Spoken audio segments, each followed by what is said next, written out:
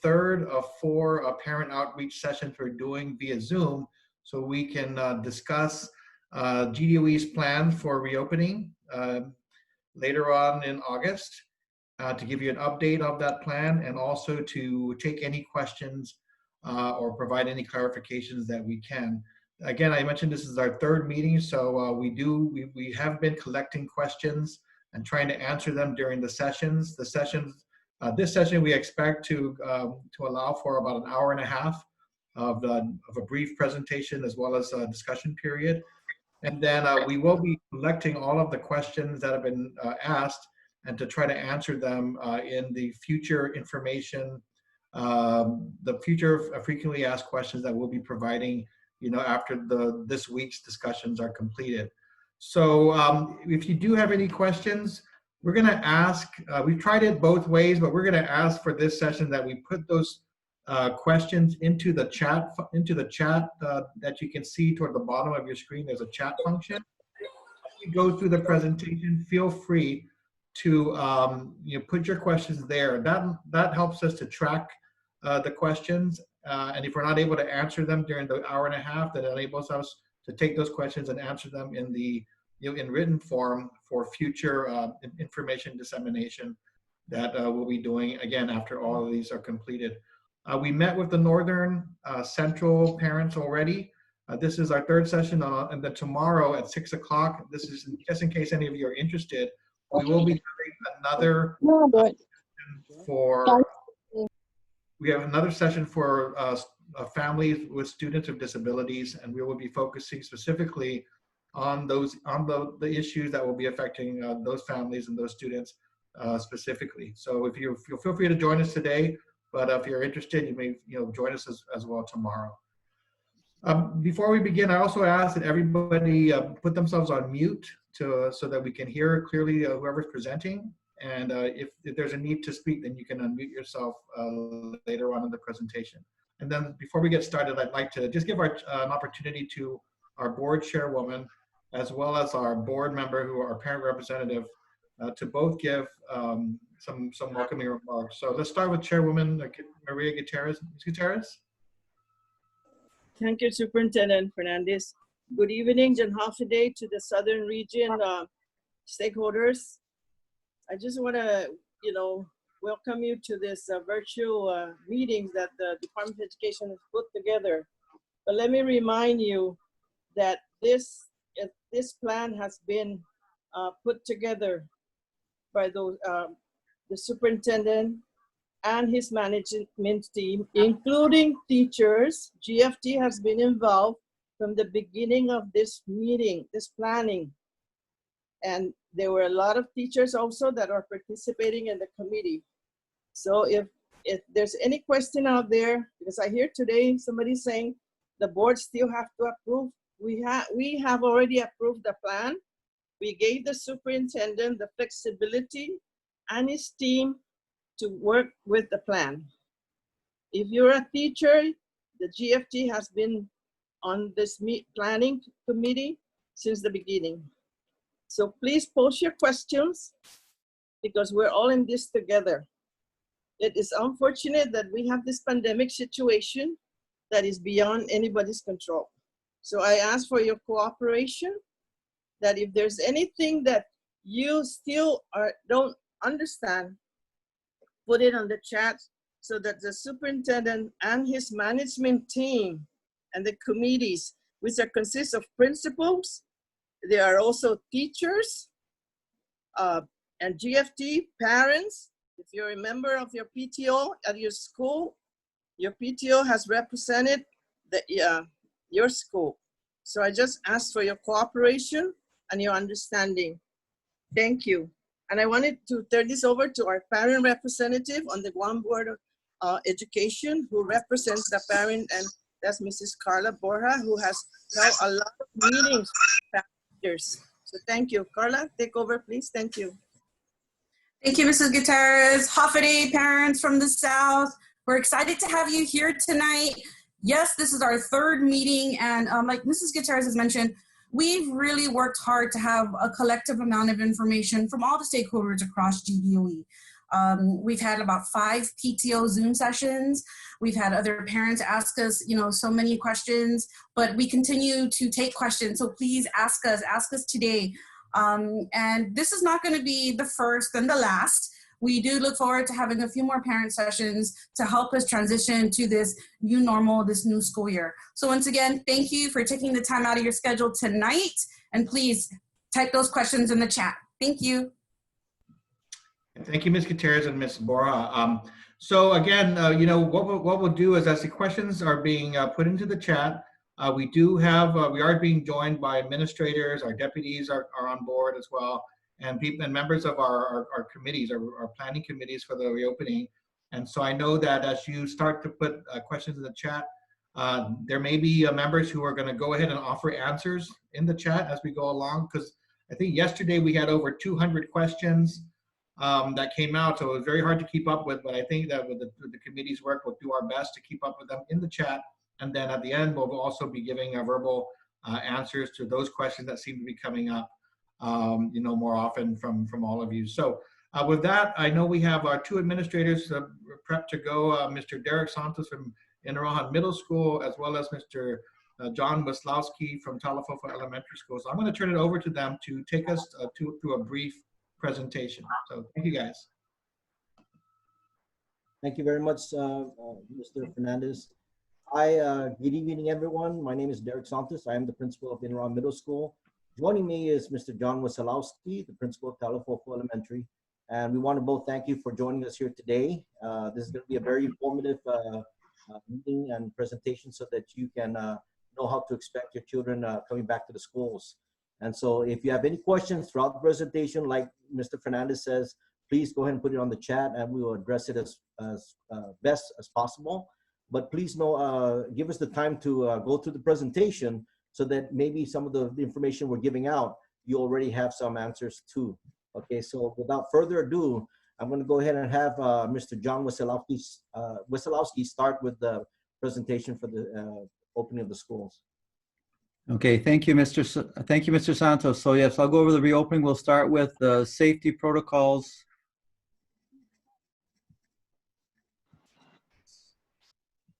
The measures that we have in place and what you can expect when your children go to school. One thing you're going to notice is that it will be, because of the distancing requirements required by the CDC guidelines that we're following, the capacity of the schools have been greatly reduced. Because of the amount of physical distancing. We'll be practicing the 6 feet of social physical distancing that CDC recommends. And so our school capacities will be greatly reduced, and hence a lot of the procedures that we're following. As an additional safety measure, temperatures will be checked for your children, and in fact, all employees and visitors as they come on campus.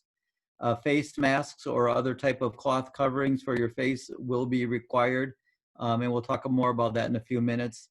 And then we have many health and hygiene cleaning protocols that are in place to ensure that our school is sanitary when your child comes to school. We continue to clean throughout the day, and then it's sanitized at the end of the day. So we want to make sure that everyone stays safe. I know that's the biggest concern that we've seen over the last couple of meetings that we've had. And throughout the summer, we're hearing of the concerns and of your child's safety and our employees' our safety as well. And so all these protocols we're following is to ensure that everyone is safe as they come to school.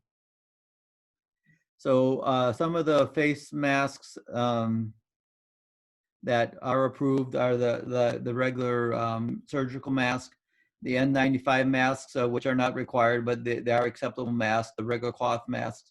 The one that's not acceptable is the one that has the vents on the side, because the vents can allow the respiratory droplets to escape, and it's not considered as safe for preventing diseases from the virus from entering.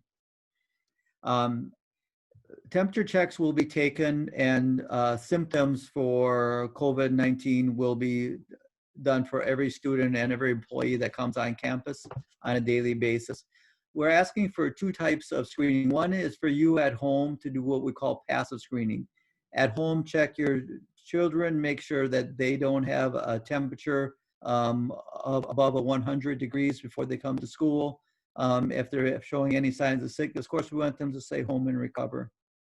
As they come to school, children and like I say, and employees or any visitors will have your temperature checked with the type of temperature thermometer that you see here, the handheld scan thermometers. And if any student or employee has a temperature of 100.4 or above, they will be excluded from campus. So employees will be recommended what they do, and students will go through further screening and will be contacted. Also, if students have cough, vomiting, or diarrhea, rashes, or any of the other symptoms that are common with the COVID-19, though the nurse will check those, and you will be advised and recommended what protocols you should follow based on the symptoms that your child may be experiencing as they come to school. To ensure that the school stays safe, as I said, we make sure that we take care of our hygiene and our cleaning protocols.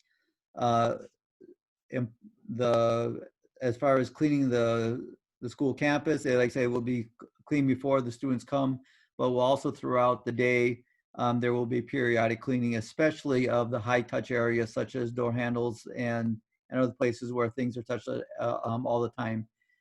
When classes change, like in high school and middle school, if students are changing classes, the chairs and the desks will be wiped down with a cleaning solution before the next class comes in. And again, we'll be following the cleaning standards that are recommended by CDC, and disinfecting computers and all those things as we use them. Restrooms and cafeterias will have schedules where they're cleaned more often than they have been in the past. And again, following the proper CDC guidelines as far as cleaning chemicals to use to disinfect. Hand sanitizers and alcohol sprays are allowed. The hand sanitizer, the 60% alcohol above, alcohol sprays, 70% and above may be used, and those will be available at the school. But your child, of course, is welcome to bring some of their own if they want to, use it more often. Some other items that can be used are face shields, but remember, face shields are not a substitute for the cloth mask. They may wear that in addition to the cloth mask, but the cloth mask will be required. Any exceptions to that rule would have to be cleared based on the protocols that we're following on that. Again, they may bring the sanitizers and alcohol wipes and the disinfecting wipes as well.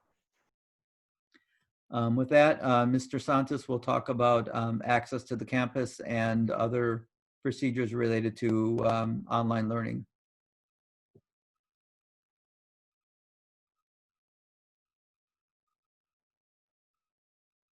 Mr. Santos?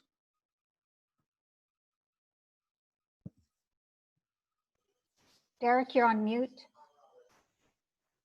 Derek, you're on mute. Okay, can you hear me? Yes. Okay, sorry about that. Thank you. Mr. W, thank you very much for that. Okay, so parents, yes, there are going to be some changes on the school campus. As you can see, there are on the slide, we have the controlled entry points. So upon entry of the school, visitors are going to get screened prior to entering the gates.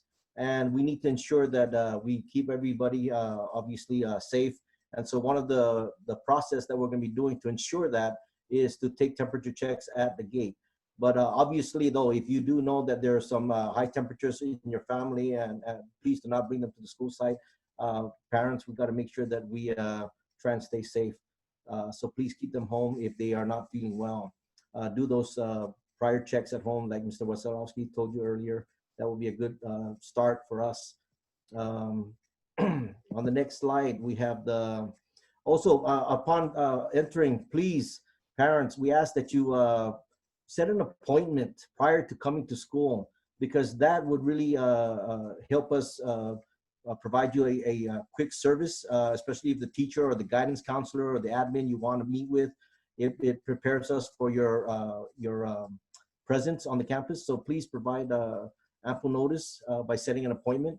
That would really help us out there. Our hours of operation will also be the same.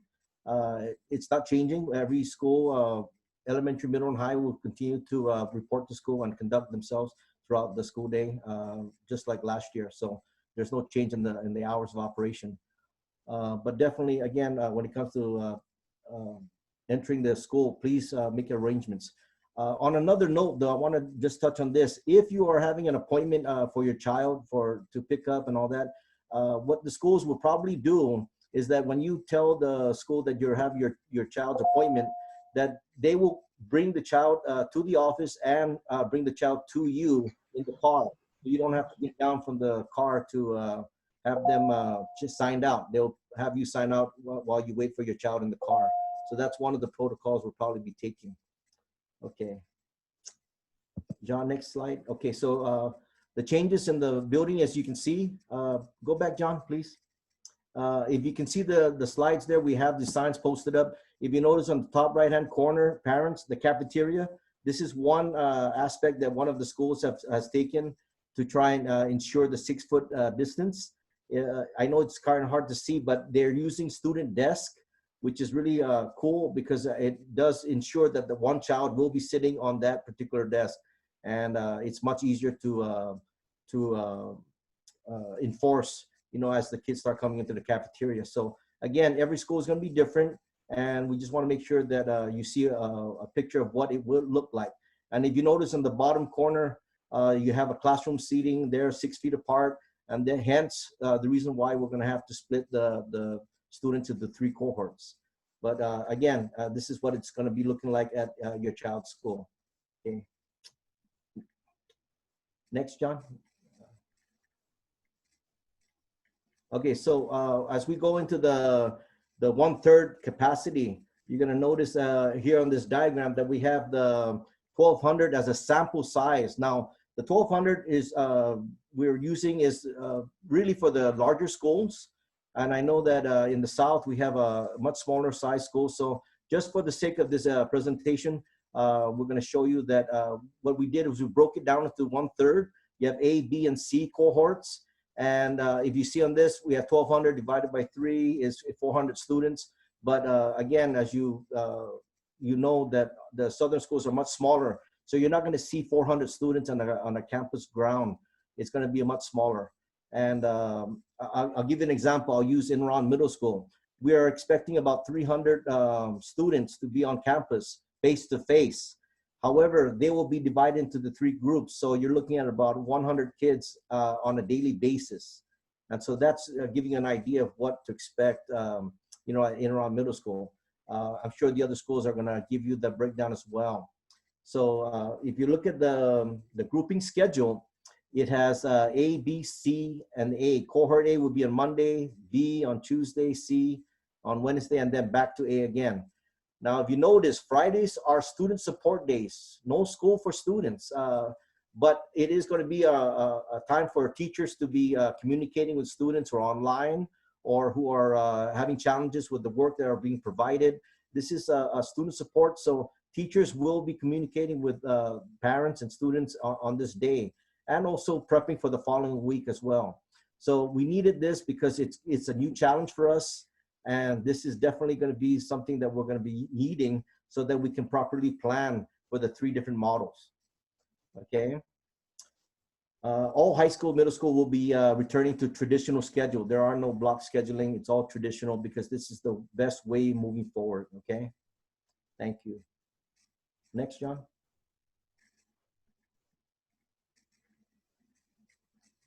John, can you get to the next slide?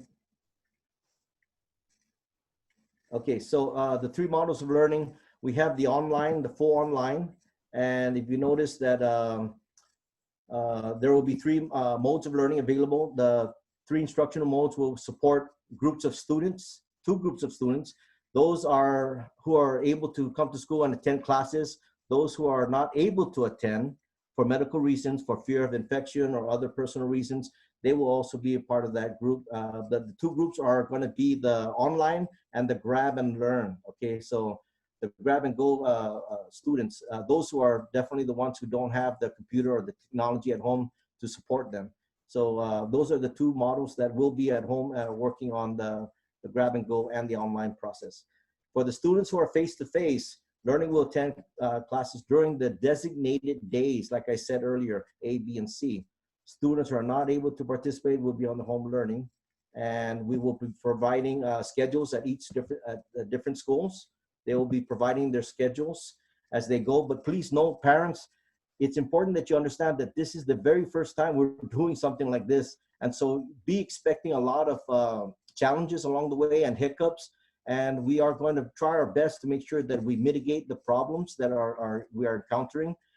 We do know that there are many parents who have one computer at home, but 3 kids going to school. And so therefore, it's going to be a very big challenge for them to assign the different days or times of the day that your child will be online.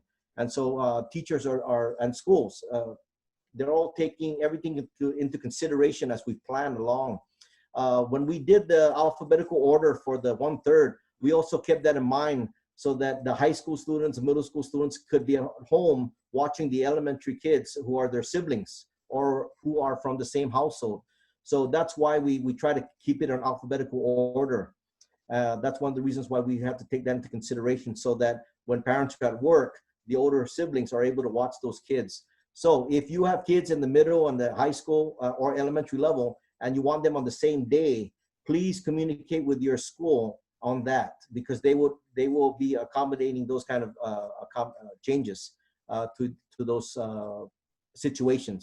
Again, I'm going to repeat, please work with your child's school on getting your kids aligned on the same schedule as much as possible. We'll do our best, but that will be definitely a big plus for how we are trying to support the community.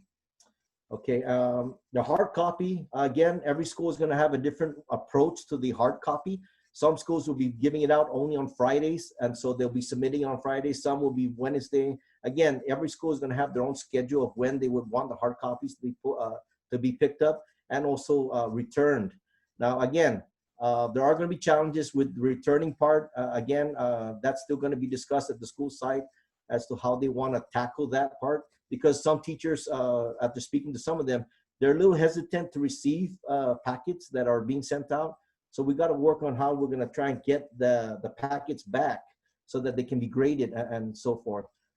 So it's going to be a discussion that still needs to take place. If you are one of those parents that chose the hard packets going home, please communicate with your school on how that is going to be returned back to the school for grading purposes. Again, this is a very new normal for us, and it's going to come with challenges. But definitely communicate so that we know what the challenges are. The face-to-face, I said earlier, we have the 1/3 block and all that. The face-to-face, again, is going to be another area where the teachers are going to, even though they come in on Monday, but we won't see them for 2 days after that, teachers are still going to try and communicate as best they can with the students. We're going to have to try and build in some hours where students can communicate with teachers during sometime in the day if they have questions about their work assignments. So again, this is going to be one of the challenges that schools are going to have to come up with so that they provide that kind of support to the students and parents.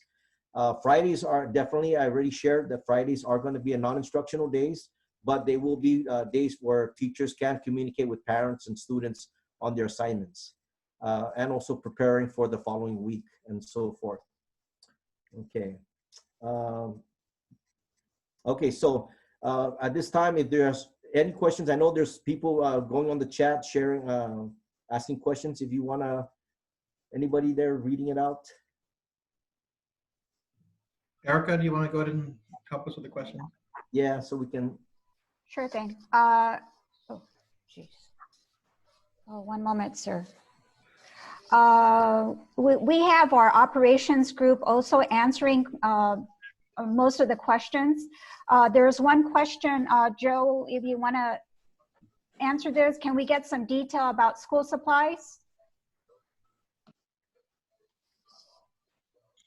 Okay, yeah, I believe the suit responded with that one, but the idea is that we are not going to be sending home parent list or school supply list. The intent is to really alleviate that pressure off the families. So the superintendent has directed about, I think it's a little over $2 million which equates to about $60 per student. There is discussion about upping that quite a bit, but the idea is to make sure that no student has to purchase their own school supplies. And I believe, if I'm not mistaken, that that approval was just done recently. So we're going to be communicating with the schools on placing those orders. Thank you, Joe. One question is, will someone be able to provide input from teachers on the instruction models? This came from Frank Lazama. Yeah, so some of these are being answered in writing. So yeah, if you can just take a look down. Yeah, it looks like most of the questions have already been answered in writing. There's one here. I have 3 children, 3rd, 2nd, 1st grade. How will we be scheduling the home learning sessions via internet? Yeah, so what will happen is if you look at it's on the chat, all of the school leadership teams and then eventually teachers will be going through the same training, which will support the strategies that will be used in all 3 of the different models. These school leadership teams will actually be the ones to go back with to their schools and work with their principals and work with their teachers to develop the specifics of their schedule. Just to kind of give you an idea of what happens every year. Every year in a regular scenario, what happens is the school knows who their students are. In particular, the high schools know what subject areas students need to take, and they create what is called a master schedule. A master schedule is the assignment of all the teachers and all, basically what courses are going to be taught for that year, which they can then use to plug in students and plug in their location. In this particular year, the biggest difference is the fact that now they have to do their same master schedule with the 3 models in mind. So they will take into account all of the models of learning data that they have. Right now, I believe, if I'm not mistaken, the most recent data shows we have a response rate of about 70 to 80%. So most schools already have 80% of the responses necessary from their school, which is good. That's a high number. They just have to work on getting the additional 20%. With that information, they are now going to be discussing with their teachers about how to allocate teacher assignments, course assignments, and so forth. That will then be used to create the students' schedules. And once that's done, of course, they will announce to their students when they can pick up their schedules and when they would have that information. But all of that would be specific to each school. They have 3 the factors that we're using that affect this are 3 points. The first one is their individual student data. Not every school has the same data with regards to the percentage of students in each one of those models. The second factor is their teacher pool. Is what is their experience level of their teachers? How comfortable are they in teaching one of the different models? And of course, that data is how is that data distributed across the different grade levels. So if we're looking at, is it look at like an easy distribution from kinder all the way through 5th grade, or in middle school, is it, is it enough to create an entire team? And in high school, is that distribution based on, the courses and the level of the students on campus? So those 3 factors are what make each school very unique. And that is why they have to be able to put together their plans as far as scheduling is concerned. With regards to the online piece, I know that one of the questions is probably geared towards like when do they have to log on and all of those that type of nature.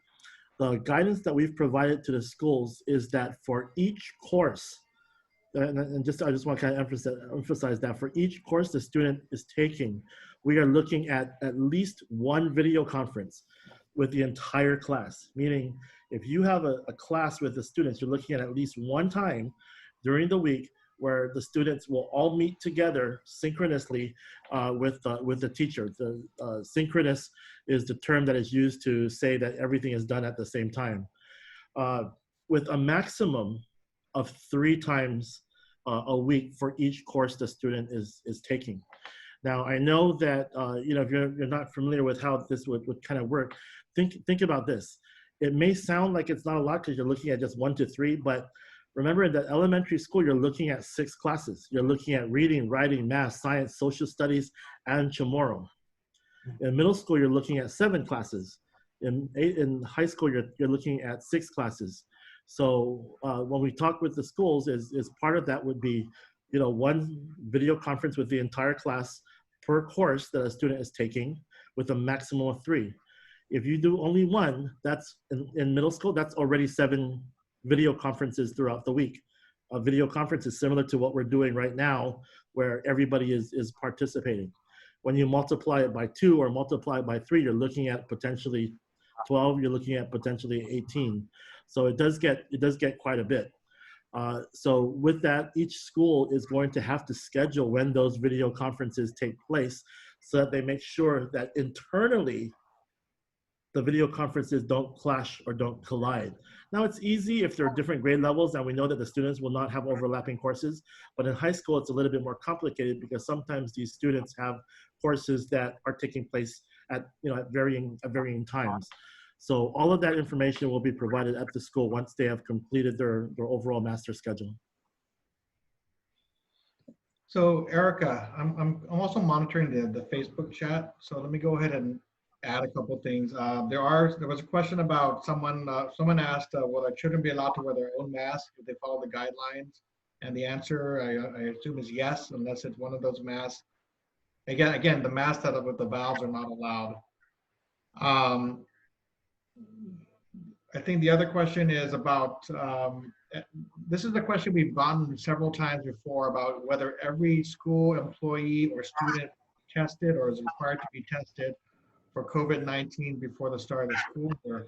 So right now, it's not a requirement. It's not a requirement recommended or recommendation by the Centers for Disease Control, whose parameters we are following. We do, though, know that the government of Guam is in public health is doing a lot of mass testing. So we know we do recommend, if you feel the concern, to take advantage of those opportunities as well. But it won't be a requirement to start the school year, although we will have other safety parameters in place. So there's a question relative to devices and internet hubs. Is there any update on funding on devices and internet hubs? So I can talk about the village internet connectivity in the village. We're working with the governor's office, and we're working to develop a strategy for trying to address the connectivity outside of school. And so we put out a request for information to the internet service providers to gather information from the experts about various strategies that might be useful to try to address that gap in the community. That was due back on July 15th, and now we're undergoing individual conversations with those respondents so we can kind of narrow down and better understand those strategies. What we're hoping to do is decide on an approach that makes sense, and then go forward with that with the support of the governor's office, who is setting aside a portion of their $12 million in funding to try to assist in that area. And it'll also be an issue that will apply not just to GDOE, but also to UOG and GCC. So we are working with the community college and the University of Guam to ensure that whatever solution we put in place can also benefit students who are older students who are actually going to college as well. Joe, did you want to talk about the equipment in the schools? Yeah, I want to just kind of add to that. So we are purchasing a large volume of equipment that will be available to students in the schools. Right now, we have about 15,000 devices in schools. It's actually 19,000, but we estimate that about 2,000 to 3,000 of those are probably old and might be surveyed. So we're looking at between 15,000 to 16,000 that are really active, that are working. Majority of those are laptops that are for student use.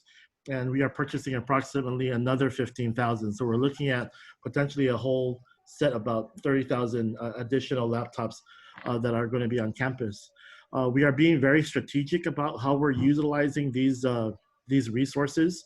I know that kind of the initial response would be people just purchase all these laptops and pass them out to everybody. Well, unfortunately, that's not a very good strategy when you're trying to look at the longevity of the technology. So we're being very systematic in our purchases, with not just looking at what's happening now with COVID, but what is the long-term kind of impact of us having these resources. So our first step is when we order these resources, it's really building our internal infrastructure at the school site.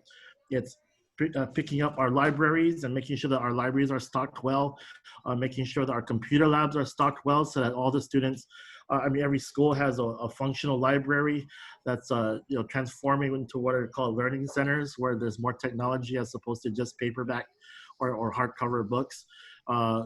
Beefing up our computer labs to make sure that there are maybe more than one computer lab in the larger schools. So when necessary, students can participate in kind of online activities when they go to the computer labs. And of course, also increasing the number of laptops that are available for every classroom. And what we know is because of the decrease in student numbers, there's a really good chance that every single student who participates in the traditional model could have a laptop for the entire day, because there's not as many students on campus. So there's a good chance that we're going to hit that. For the community and for those individuals who are participating in the home learning models, they can avail of what we are calling community learning centers. The idea is to open our schools. We're starting with approximately 20 schools where we are going to open in the evening from, if it's an elementary school or high school, we're going to open it from 3 to 8 o'clock. If it's a middle school, we're looking at 4 o'clock because they end later. But the idea is the parents and families can actually come to the school, their village school, utilize the internet signal, because a lot of families have noted that they do have equipment, whether it be a phone or a tablet of some kind, but they just don't have consistent internet connection. Well, they can come to the school and utilize the internet connection. They can sign on with their students' sign-on addresses and so forth. And if they don't have the equipment, they can actually avail of the equipment that's physically there. So we will have laptops that are laid out. We have a budget for staff that's going to be there in the evening that can assist them if they need help logging in and whatnot. But that will allow them to utilize both the signal as well as the internet connection. And then as part of phase 3, which comes a little bit later, or we're looking at sometime in January and February, is the possibility of having students check out the technology to actually take home. This would not be on a blanket basis where everybody would just get a laptop, but families who would like to check out some of the equipment may be able to do so if they meet certain criteria, as well as agree to some accountability measures. So providing internet access as well as the technology access that's kind of our three-phased approach, is beefing up internally what it looks like in the schools, beefing up our community learning centers so that people have access to the technology after hours, and then eventually moving towards a select few who can check out technology as needed. Joe, can you cover home learning and the types of platforms that the teachers will be using for online learning? Okay, where's that question? Let me. It's a home learning clarify. should be on one video conference platform and not multiple platforms. So if you can just brief us on the types of platforms that the teachers have been trained on. Yeah, so we've informed the schools that we're only using 2 platforms. The main one is one that's active right now, and that this is by far going to be the one that's used the most. We are a Google school system. We do subscribe to the Google Suite. So anyone who uses Gmail and our GDOE email is actually Gmail, and we're able to access all the apps, which includes Google Classroom, Google Meets, the email, the calendars, and all of those different tools. That's the main system that all teachers are going to be trained on, and be the primary platform that is used for online instruction. We are also subscribing to Moodle, which is supported by both the University of Guam and the Guam Community College. In fact, it was recommended by them that all institutions, or at least the three public institutions, align to utilize those tools. So we are training teams of teachers to also use Moodle in the secondary schools. We do know that there's some elementary schools that were interested, and you know, we just wanted to kind of let the schools know that, you know, unless there's some real reason why you want to use Moodle in elementary, we do recommend that you stick with the Google Classroom. But we are training a number of teachers in the secondary schools to utilize Moodle as well. Because, you know, especially if their intent is to go to the University of Guam or Guam Community College. And just to let you know, Moodle is also the most popular platform used in most universities. At least that's what I'm told. I don't know that personally, but you know, it is one of the most used platforms out there. So it will give them a chance to get up to speed, or at least have some experience with that online platform if they do intend to go to college. Speaking on curriculum, Joe, there was a question: if a child were participating in online learning, how many hours should the student be participating on online learning? Okay, so for those of you who are not familiar with the two terms, the terminology, one of the terms that we're using is asynchronous and synchronous kind of interaction. Now, synchronous interaction is what I think most people assume distance learning is everyone logs on at the same time, everybody's on some kind of video conference at the same time, you have some type of instruction, and then when the quote unquote bell rings or when the class is over, they switch over to another session. That's totally not exactly what's being done. In fact, that would be a very tiring, very time consuming, very, very overly structured mechanism. And you know what we hope people kind of remember is that a lot of what's being done now, not just in Guam, but throughout the entire country and throughout the world, of course, a lot of these models have never been used on such a large scale. So, you know, there are online universities, there are online programs that people are used to, but it's very rare to have an entire district utilize these models all at the same time.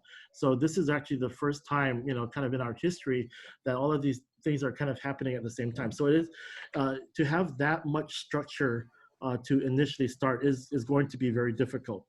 That is why we are doing both a set of synchronous sessions where students will log on and they will, you know, have that time with their teacher with the entire class. That's where I noted yesterday that we're looking at a minimum of 1 hour, I'm sorry, not 1 hour, but 1 session per class per week, up to 3 sessions per class per week. So those can be anywhere from 1 hour to 2 hours. After 2.5 hours on a video conference, it's kind of long. Even for adults, after you hit 2 hours, it gets kind of difficult to keep your attention span. So we don't recommend that these video conferences or video class sessions last longer than 2 hours. In fact, probably 1 hour to 1 hour and a half might be good. We also don't recommend that they're simply streamed, you know, where you have a teacher kind of lecturing to a group of students in class, and then students kind of log on just to kind of watch the teacher. That's also very exhausting. It's also not necessarily very effective if you wanted to have some type of interaction with the students. So the asynchronous component is really when some of it is going to be through a video conference, but a lot of it is also going to be independent work. So I noticed that there was one question here about whether or not we're going to be offering recommendations for scheduling. And the answer is yes, we are going to put together some sample schedules for families, because ultimately what's going to happen is they're going to have to figure out what would be a workable schedule that they would have at home. This is probably going to be different for every family because, you know, especially if you're trying to work around each other's work schedules, or if you're trying to work around, you know, different students who have are at different levels, you know, it's going to be very particular to a family. That is why we are accommodating both that synchronous component and the asynchronous component. But if you want to get a general idea of just the overall time, you know, anywhere from 4 to 6 hours a day, it would be a good rule of thumb, because that's kind of your normal, that's kind of like your normal day anyway. This doesn't have to be from 8 o'clock to 2 o'clock. I mean, you can extend it, you know, from 8 o'clock and then have a bunch of breaks in between and then have an evening session. Or in some cases, you might want to start later, give the kids or the students a chance to sleep in a little bit, and then you're starting at 10 o'clock all the way to maybe 7 or 8 in the evening. But the idea is that you do have some type of schedule or routine set up at the home, kind of really on a daily basis. And this applies to any of the models. It's not just the online model or even a traditional model, because the traditional model really has you in school 1 out of 3 days. So when you have one day that you're present physically, you still have 2 days where they're not present physically. But the idea is that you don't have students thinking that that's a break. There should be some type of assignment or some type of routine set up for day 2 or day 3. Thanks, Joe. There was a question relative to uniforms. I'm kind of compiling all the information and some recurring questions. So uniforms, the use of school uniforms has been suspended. And so students are not required to use uniforms, but are encouraged to use uniforms. Schedules will be out as soon as the school administrators are able to develop their master schedule, able to determine what model of learning each child or each student has selected. Once that is compiled, typically the schedules are out a week before school begins. And so you might want to keep close communication with your school administrator or the school staff just to find out when schedules will be out. There was a question on busing, which is a good question. The bus routes will not change. It would be just that there will be a reduced number of students that will be on the bus. Public health will be addressing the physical distancing of students in the classroom, on the bus, excuse me. And then students are also required to use face masks. They will not be, the bus drivers will not be, excuse me, the bus drivers will not be taking temperature checks just for safety purposes. They will also be disinfecting the chairs once the students have exited the school bus. So for every route, the chairs will be disinfected for the students.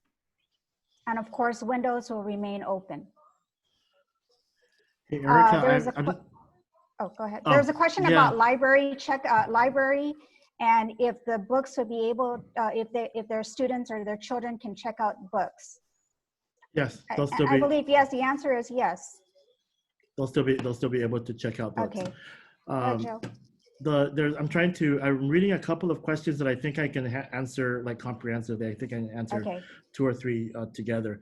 The first one is about, I know they already spoke about the changing of models, but there was also a question about what happens if a vaccine comes in and will the models eventually change? So we are prepared to run with these models throughout the entire school year. And although we are very, we're kind of discouraging changing the models in between a grading period, and we're asking that you wait till kind of the end of a grading period. We also know that conditions are going to be changing on the island as we move forward. And, we are all hopeful that, when a vaccine comes around and COVID is no longer an issue, that we can get back to some sense of normalcy, or something that we're more comfortable with. And, I think, we can be very clear by saying, as much as possible, we want traditional opportunities to come back to school available as soon as we can. But that does not mean that we intend to do away with all of the other models. What's really interesting is that we noticed there's a large number of families who are interested in home learning, not just because of the technology component, but because obviously it's safety is of their concern.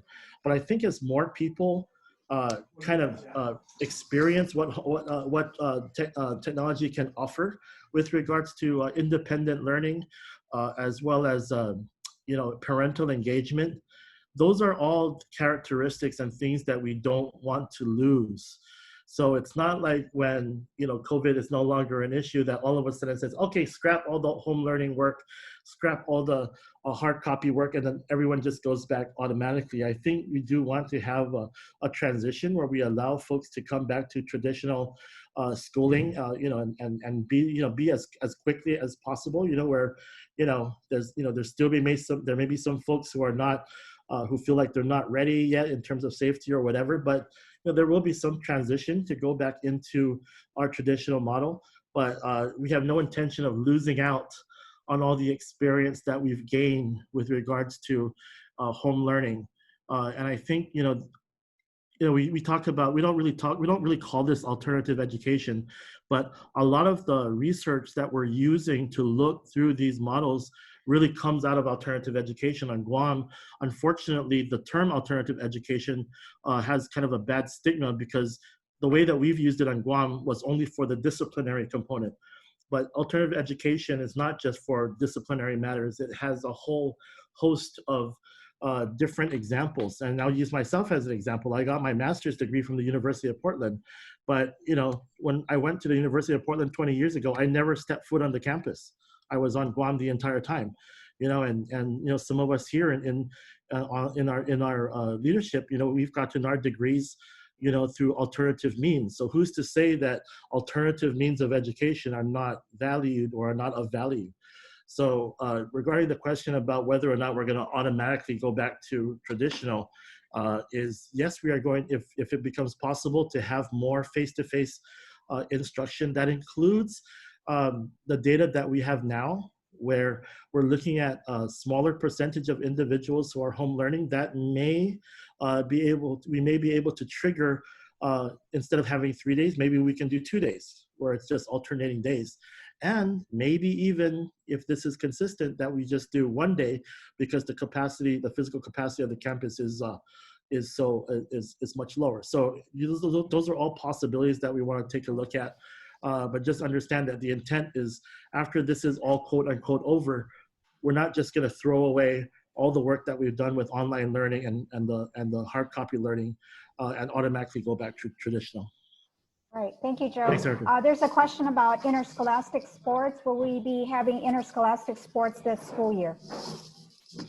So that's a separate approval that we're going to need from the governor's office. We do have a draft schedule that's been discussed by the principals and the athletic directors, where we're looking at some lesser risk sports in the beginning of the year, and then possibly moving into other sports throughout the year.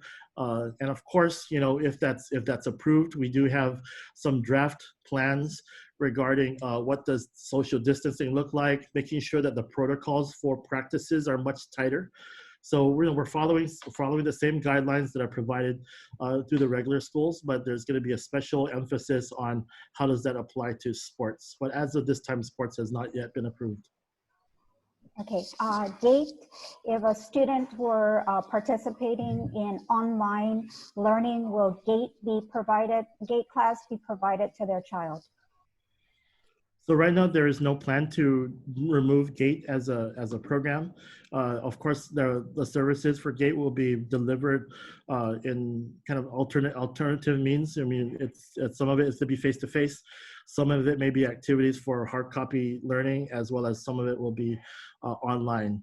So our plan is to continue on with GATE at this time. A question regarding textbooks. Will textbooks be provided for all students? Yes, so the plan is, and I keep saying the plan is because I'm one of those types of people. Until I see it in my hand or it's in the warehouse, I'm just cautiously optimistic. So we've budgeted for a large number of textbooks as well. So we balanced it out between technology purchases and hard copy purchases. We've prioritized English language arts, which in the elementary school includes reading, language, and spelling. In secondary schools, it's middle school, it's English and reading, and then high school, it's English. So once we stock up the English language arts department, meaning every student will have a textbook and a workbook, the next priority is math. Math from kindergarten all the way up to 12th grade. So every student will have a textbook for math and a workbook for math. And if there's enough funding, we will move into science and then social studies. But right now, based on our budget, we believe that we seem to have enough for English language arts and math. And then I believe we have enough for elementary science. But if there's, if for whatever reason we're able to access additional funding, we will include social studies as well. Great, thank you. There's a question, what time will the campus open to allow kids to enter the campus in the morning prior to the bell? Typically, it's 1 hour before the bell rings in the morning. So I know our elementary schools have been opening actually a little earlier than a lot earlier than 7:30. So it's typically 7:15 for the elementary and the middle schools. And then of course the high schools who start much earlier is an hour before school starts. I have a couple questions relative to Head Start. Is Kathy Schroeder online? Would someone be able to answer the Head Start questions? What are the questions, Erica?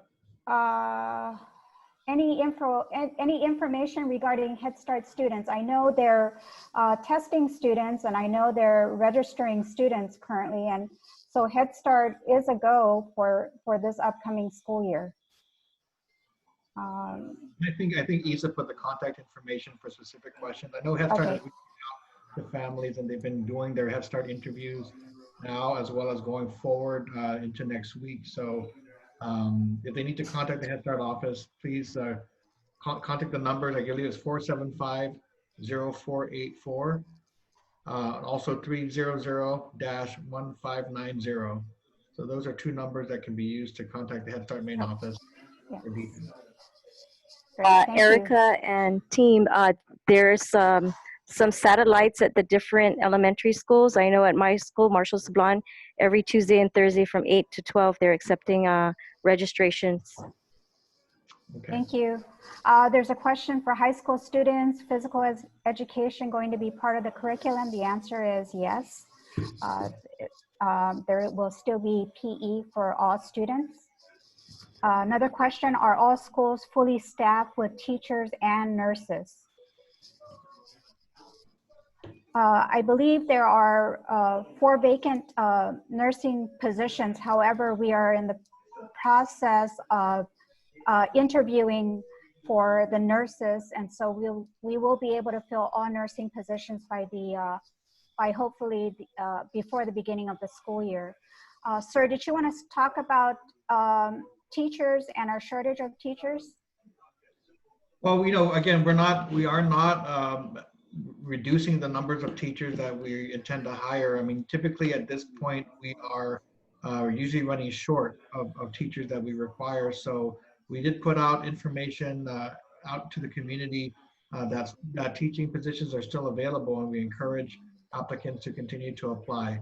So there isn't going to be a reduction in the number of teachers. Our goal is to be fully staffed.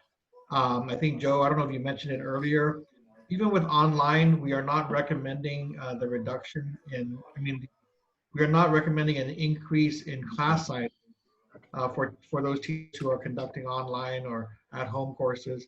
I think, some people think that because we're going, to distance learning, that will enable us to have more students taught by individual teachers, but there's more work than just presenting the lesson and delivering the lesson. The grading, the assessment, the outreach to parents and to students, is still going to be significant, especially under distance learning. So our intent is to continue to hire as we did last year. And as we get closer to the start of the school year, we will see where we are in terms of filling those positions. Thank you, sir. There's a question, Meredith reposting this question, interested to know as well.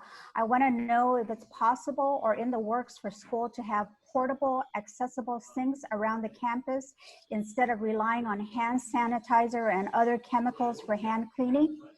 We're currently in the process of adding additional hand washing stations on our campuses to help complement the number of sinks that we currently have in our schools.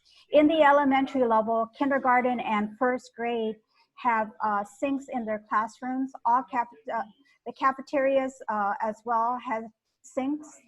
And so we're currently in the process of securing our portable or accessible sinks outside of the outside where students are frequently going. Hey, Erica, can I Yeah. go ahead and just address a couple of questions here that I'm not sure, I'm not sure if I addressed it, but I just want to be clear on a few things. So with the online learning piece, there was a question about giving an example. So let's say a student is taking a biology class, 10th grade, or this actually can work with any grade. The first week or so, the teacher would communicate with the students and the parents. They would obviously have a schedule, but the schedule would not necessarily have a time because you don't have regular periods and so on. That teacher, as they reach out to the students, they would actually make sure that every student who's registered for their class is able to respond to the email. There's a set of directions that they would probably give. There'll probably be a questionnaire that's sent out so that the parents and families can provide information to that particular teacher. And probably within the first couple of days, a video conference with all of the students and parents of that particular teacher's class and that particular grade level to kind of establish a baseline. Now, if you recall earlier, I noted that every school is going to have to sit down with their teachers and create their so-called master schedule. This master schedule would include the dates and times of specific video conferences to ensure that there's no conflict. Now, in elementary and middle school, that might not be much of a problem because students do not have multiple teachers that are kind of random. In middle school, they have multiple teachers, but those multiple teachers have a consistent schedule amongst themselves. In high school, it's going to be a little bit more complicated because they kind of overlap with different schedules at times. So ultimately, though, what would happen is the school will establish a video conferencing schedule with a minimum of one video conference per class per week with a maximum of 3. Now, once that schedule is set, they would provide that to the students, they would provide that to the parents, and you would have basically opportunities to meet with the teachers on a regular basis through video conferencing, as well as kind of a layout of the curriculum. Now, one of the things that we've been establishing with all of the teachers is that we will not have a different set of standards or expectations for each one of the models. The only difference between the models would be the strategies that the teacher uses to disseminate the information, provide feedback to students, and then have the students return the material back. But generally, it would be the same standards, same set of expectations that the students would be working with. So as part of the class, the parents and families would get a copy of the syllabus, which would lay out your curriculum for the entire semester. If we can cover the entire year, we can do that. But we've asked teachers to at least cover your entire semester so that you can see what the curriculum looks like and you can see what you're working on for the rest of that semester. Now, with that said, I mentioned earlier that some of the work is going to be synchronous, meaning at the same time where they have to log on and do a video conference. But majority of the work is going to be independent, asynchronous, where you would have to schedule when are you going to study, when are you going to do your reading, and when are you going to be working on your assignments. So it's really a combination of the two. The term, I think in one of the questions was, is it going to be self-paced? To a certain extent, it is self-paced because you will be turning in assignments and you kind of have to do it at different times. And I do want to say that teachers already know that they're going to have to be flexible with regards to deadlines and when things get turned in, because especially with the home learning models, you're dealing with so many different factors in the home and presumably within the school as well, that are going to make it very difficult for everything to be, okay, we're giving the assignment on this day, we're turning it in on this day, you're getting a grade on the next. It's not going to be that sequential. It's not going to be that neat. So there is going to need to be some flexibility with regards to when assignments get given, when they get turned in, and so on. So to a certain extent, it is going to be self-paced. I would prefer to use the term independent learning, where there's some type of independent follow-up and independent interaction. Thanks, Eric. Hi, there was a question on electives and how would that be taught online? Before we get there, can I just interject? I saw a question coming up, and I don't know if we addressed it specifically regarding what our updated information is showing us with regard to the actual numbers who are opting for face-to-face. Because I know that Derek, Mr. Santos gave an example of 1,200 divided by 3 equals 400 students on campus. And I know he mentioned that those schools, schools in the South are a little bit smaller, not as large as those 1,200 numbers, and so it would be a smaller number of students on campus. The reality is, as we're gathering the registration forms from our families, we're getting about 60% of our students overall in the elementary levels, for instance. So 60% overall in elementary are opting to stay home, either online or through hard copy, and then 40% who are opting for face-to-face. In the secondary level for middle and for high schools, you get about 70% of the students are signing up for home, for 100% being at home, either online or with hard copies, and then only about 30% who are opting to come to a school. So in the case of IMS, for instance, what is it? Do you have 600 students, Derek? About 5, but we're expecting about 300 on face-to-face. Right. Right. So for every school, it's going to be different. But once you get down to it, it's not going to be just dividing the entire. But some schools are going to see remarkably lower numbers in terms of who's actually going to be at school, and then dividing them into 3 groups. So I want to say this because I think there's a lot of concern about if my child goes to school on campus, how is everybody going to follow them, make sure they're abiding by hygiene, cleaning up after them, and so forth. I'm going to venture to say that for most schools, you're only going to see a small portion of those students at school. And in some cases, as we look at the southern schools, that can be as low as 20 to 30 students at an elementary school on one day.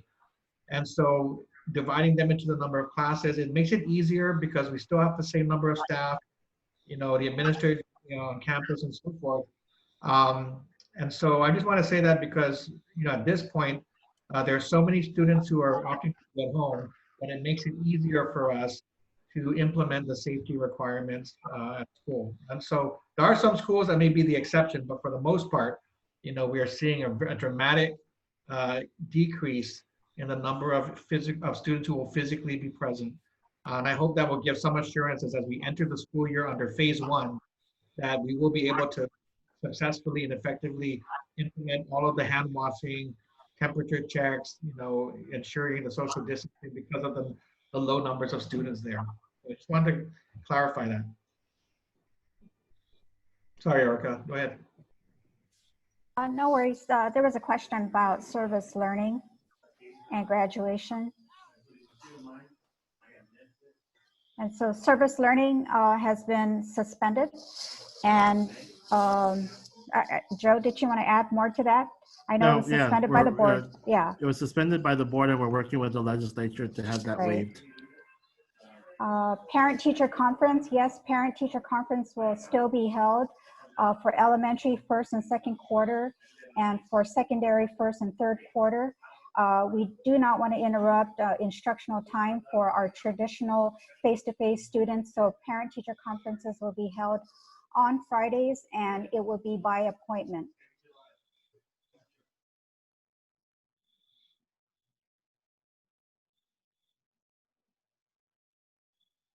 I think I covered all the questions. If I didn't, you're more than welcome to raise your hand. Did we talk about school meals and lunches and so forth? I didn't see that, sir. Okay, there was one on Facebook, and it was just one copy, but I know it came up in prior meetings. So the question that the person had was, will the students be eating in their classrooms or in the cafeterias? At this point, I believe, Erica, from your understanding, is that because of the low numbers of students on campus, we are going to be able to serve them in the cafeteria. with distancing, required. And I know that some of our schools have already been much more than proactive by even adding their own safety dividers and so forth to facilitate that. So, and then of course, for those who are not online, we're still working on that. Our understanding is that it isn't a federal requirement to feed all of those students who are not going to be on campus on any day, but we do have the option of trying to find a way to provide that breakfast and lunch support. We're working through options and trying to be very creative because we would like to see our students continue to get that support, but we don't have the answer at this particular point yet. We have Meredith raising her hand. Meredith, if you'd like to ask your question.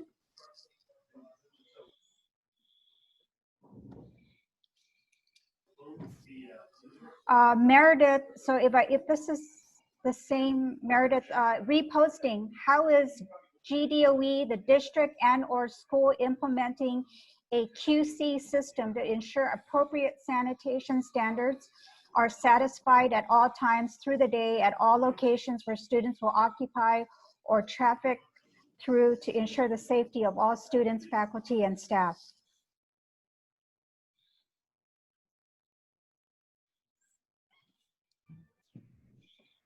Sorry, is any, Eric, are you answering that?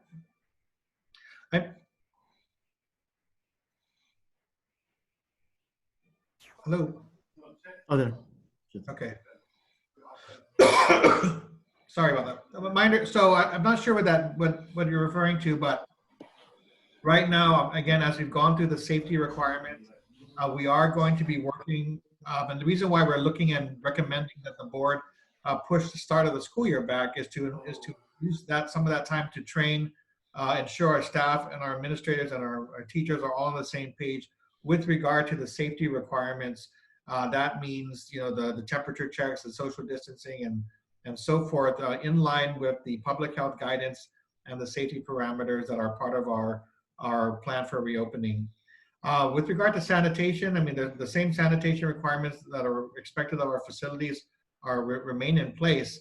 And the normal way in which we ensure compliance is that I believe this year public health will be conducting their monitoring and inspections at our schools to ensure that active compliance. But we do train our employees and our staff to about those requirements, and we'll be working to ensure that they are.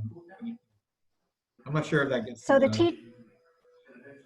so the teachers will also be supplied with cleaning agents, disinfectant sprays, so that they'll be able to spray down the student desks throughout the day. We are working with our custodial services to ensure that they wipe down high traffic areas as frequently as possible, such as doorknobs, restrooms, counters in the offices, nurse's office, counselor's office, and the library. Additionally, as far as safety is concerned, we've addressed the maximum capacity in all classrooms. School administrators have done students walking on the right side of the hallways to ensure that the traffic flow is a lot easier and students are not bumping each other. And so we also have plexiglass in our offices, which will be installed in our offices, and areas where our staff will be servicing customers. And so that's currently what we have. All schools are required or were required to submit a school reentry plan. That reentry plan encompasses all of the safety requirements provided or stipulated by public health in order for our schools to open.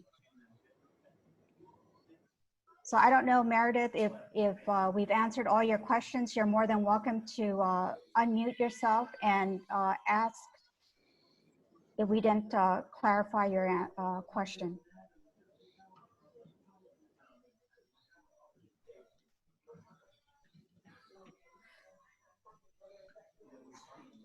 There's a question, will night school hours be implemented? Some parents work at the same time, morning or nights. I have 3 children and would like to be present while my children do online courses, so we both understand the work. So would that, I guess the question, Joe, would that information be available in the evening time? If teachers were to record themselves, would that information be available in the evening? So we have to make sure that, so the intent is yes, the idea is to have these video conferencing sessions recorded and available online. We have to, part of the training that we intend to do is helping teachers when they facilitate these online sessions, that they could record themselves and have them uploaded to YouTube, which is an easier platform to use, and it's also free. So the intent is to allow for that asynchronous interaction. So if families cannot participate at the given time, they'll be able to at least access the video feed at a later time.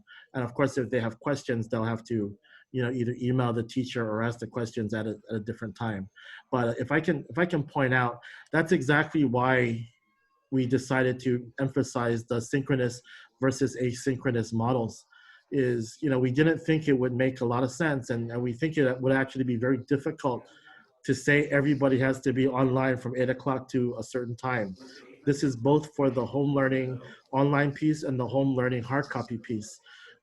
We know that families are going to have to adjust their schedules, and many times those schedules are not going to be normal from 8 to whatever. It's going to be sporadic, where people are doing some of the work in the evening, some of the work during the morning or mid-afternoon, or maybe even on the weekends. So that's why there's a combination of both. So the intent is to have the video streams recorded and uploaded for those classes, as well as having an opportunity for the parents to communicate with the teachers at different times. There's a question regarding grab-and-go breakfast and lunch. Would that be available for online and hard copy model students? I think as I said earlier, we're working on those options to see what is feasible in terms of providing school breakfast and lunch options for our students at home. So we'll have more information later as we iron out those options. Okay. Tanya, did I call Tanya? Okay, Tanya's not there. I believe we answered all the questions. If we didn't answer, you're welcome to raise your hand and unmute yourself so we can listen to your question. So Tanya, you still have your hand up. If you'd like to unmute yourself and ask your question, feel free. We have about 12 more minutes in this session. And again, I know that the team is working actively to answer the questions in the chat, but also, we plan to update our frequently asked questions after this week, after we've gone through all of our initial parent sessions now. So we'll get that information out through the schools and through our various channels for parents who are interested in getting updated information. Okay, so there's a question, and Dr. Rossetti, if you're online, it says for JP Torres Success Academy, there are about 20 students in population. How does the scheduling work for them? For instance, if my child's last name falls on C, what if she's the only one scheduled for that day? Does she attend classes alone?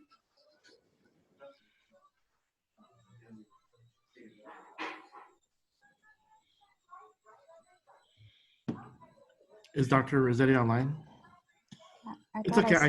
I can actually answer that. Okay, thank you. So JP Torres and the Success Academy is actually a separate program that does not follow the traditional high school. So whenever they put their plan together, there's going to be some differences between the regular high school.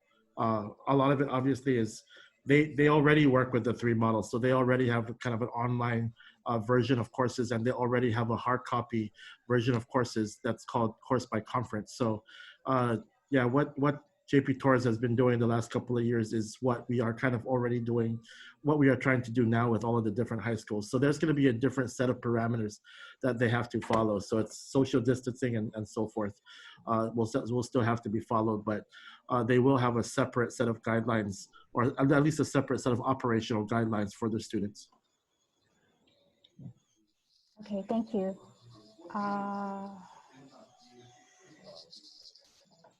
Are there any questions on Facebook? Yeah, let me see if there are any new So questions. I'm seeing some questions, and I'm just trying to see if there's a response from folks, but I can catch a few. The $60 supply for each student. So the $60 supply is for all students. So it's regardless of whether or not they're online students or hard copy students. For the hard copy students, some of that money obviously is going to go towards paper and photocopying documents and so forth. For the online model, the teachers would have to kind of have a discussion with their students and see what kind of supports would be needed in those sense. But yes, $60 is available for all students, and it will be coordinated through the teacher and then ultimately coordinated through the school.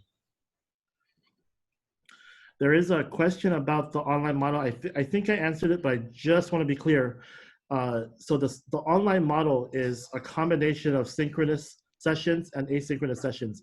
So it doesn't necessarily mean from 8:30 to 2:45 or from 8:30 to 3:30. If there is a video conference scheduled, those video conferences will be scheduled within the allotted time of the middle school. However, the work and interaction and so forth does not necessarily have to fall within that time on a daily basis. So it's a combination of scheduled time with the teachers as well as independent work outside of the normal time.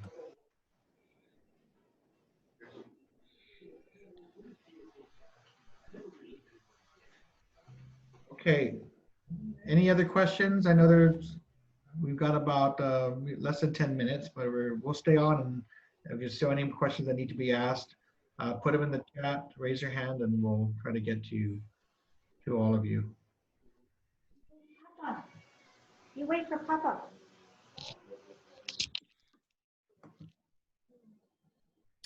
Joe, is there anything else that I know that may not have been asked, but you found in the prior conversations that you might want to address as well? I know there was a lot of discussion about just exactly how the how the models of learning would work in detail, and of course, a lot of that work's going on at the school level in terms of developing schedules and getting the responses from students and trying to organize themselves. So I do want to assure everybody that those details are being worked on, and all the input that you're providing, the questions you're asking, will only help us to make sure that we respond. Isa Baza, our public information officer, is here listening in, and she is actually charged with continuing to ramp up the communication and the various ways in which we are going to provide support to the community and to our parents, and understanding and better how to navigate the first days and first weeks of this school year. We know it's going to be there'll be a lot of changes and a lot of adjustments that need to be made. I do know there are some concerns for some of the parents about having to work as well as supporting their kids at home, and we understand that very much. As an employer, we're going to be dealing with the same issues with our employees, and we are working through those same questions here at GDOE. We did have a meeting with the Chamber of Commerce earlier this week, in which we briefed them, and we did ask for flexibility from our employers as the economy reopens. Please know that we are still working through our phased reopening as well, and would like to see them be supportive, in that regard. And I think it's fair to say that we will have the same conversation with the governor's office with regard to our other government of Guam colleagues who are also parents and maybe in that same situation. So again, we're all in this together from the standpoint of reopening. We're not going to do it all at once, so everybody's going to have to make some measured progress and adjust to it. And there's going to be a lot of new challenges that we're going to have to face, but we're going to do our best to be adaptable, be flexible. I believe that as things get better, it's our hope to return to a situation where more face-to-face classroom instruction is possible. We do believe that that classroom instruction and that face-to-face instruction is critical as part of teaching and learning. So as we move forward and as things change, we hope to get back to that situation. But for now, consider this phase 1 of our plan, and then as we go forward, we'll continue to keep you informed as to any changes, any issues that we receive. Now, for those of you who again are interested in issues, have questions about how the reopening plan will take into consideration our students with disabilities, those who participate in the event program, we are having a special meeting tomorrow here on Zoom, 6 o'clock. I know it's Friday evening, but we wanted to make sure we got that in to answer those specific questions so that we could just focus in on some of the challenges and different situations that we need to be aware of. And so we hope you will join us if that's of interest to you, or to spread the word to your fellow parents as well. And if that's the case, then let me just maybe our Just one more, sir. Yes. Orientation. There's a parent asking about orientation. I'm compiling that information, and it will be released via press release from Isa Baza. And it will also indicate the mode of how they will be presenting their orientation. Some schools may do Facebook, some schools might do face-to-face, but obviously we have to address the limited number of seating to 50. And so we will be able to get that information out to you by Monday for orientation. And also, again, will there be another meeting before school starts? Well, this was, we did have a couple of meetings with our island-wide PTO prior to this week. We did want to go through another round now that we're further along in these details. But we have left the option open of continuing if these prove to be of interest and there's demand for it, continuing to provide the same level of interaction and updated information to the public and to our parents especially. So we will, after this week, we will get together and kind of plan out our next round, and we will let everybody know. It does look like we, at this point, we still have 137 members on, attending on Zoom, and another 100 on Facebook Live. So there does seem to be a good level of participation, and we look forward to you helping us get the word out, as well as continuing to stay updated and, with all these conversations that we're having. And we'll do our best to get that communication updated on a regular basis. So Isa, if you can post my email address and Joe Sanchez's email address. My email address is ercruz@gdoe.net, ercruz@gdoe.net, and Joe Sanchez, jsanchez@gdoe.net, jsanchez@gdoe.net. Sir, did you want me to give your cell phone number out? If I could just make a comment too. So I know that there's a number of questions that can actually be answered at the school level as well. So, one of the things that we are definitely going to encourage students and parents to do is, as much as we say that there's going to need to be a lot of engagement with the students and the parents, we are also going to really try to reach out. So our teachers and our administrators are really going to make an effort to reach out to the families and make sure that we have that email contact, make sure that we have that phone contact. But at the same time, we want the parents and the students to also kind of be persistent and reach out to us as well. If there's a question that you want answered, keep asking it until it gets answered. If we're not answering it, we're not ignoring it. Sometimes we just kind of miss it here and there. And, if we miss it through an email, we're sorry that we missed it through an email. But, really, this is a time that nobody really knows what to expect 3, 4, 5 months down the road. So this is a lot of times, this is really immediate problem solving, right, on the fly. So that's where communication really becomes important. And we're trying our best to make sure that we get the answers to you. And we encourage you to also continue to reach out to us and help us spread the word as much as possible. So thank you from our end.